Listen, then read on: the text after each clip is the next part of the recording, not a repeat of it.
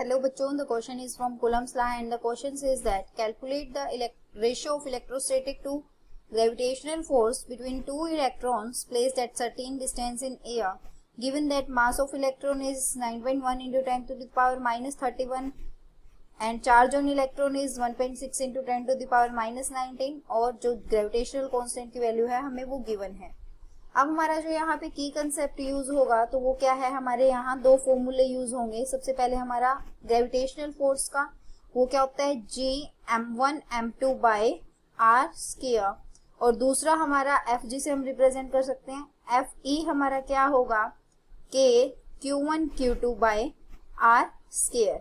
अब हमारा यहाँ पे क्या होगा, हमें क्या कैलकुलेट करना है Fe डिवाइडेड बाय Fg, तो ये हमारा बनेगा ये हमारा बन जाएगा, ये बनेगा Q1Q2 divided by Gm1 into m2। अब अगर हम यहाँ वैल्यूज पुट करेंगे तो हमारे पास आएगा 9 इंटू 10 टू द पावर 9। अब दोनों इलेक्ट्रॉन्स है तो चार्जेस भी दोनों पे सेम, तो 1.6 into 10 to the power minus 19 का स्क्वायर डिवाइडेड बाय G हमारा ग्रेविटेशनल कांस्टेंट जिसकी वैल्यू हमें गिवन है वो कितनी है 6.6 into 10 to the power minus 11 into m1 हमारा और m2 सेम ही है क्योंकि दोनों क्या हैं इलेक्ट्रॉन्स हैं।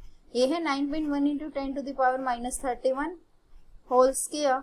अब इसके बाद जो हमारा Fe बाय Fg आएगा ये हमारी कितनी आ जाएगी, ये हमारा बनेगा 4.17 इंटू 10 टू द पावर 42। तो इलेक्ट्रोस्टैटिक और ग्रेविटेशनल फोर्स की रेशियो हमारे पास बनेगी 4.17 into 10 to the power 42. Thank you. Hope you understood it well.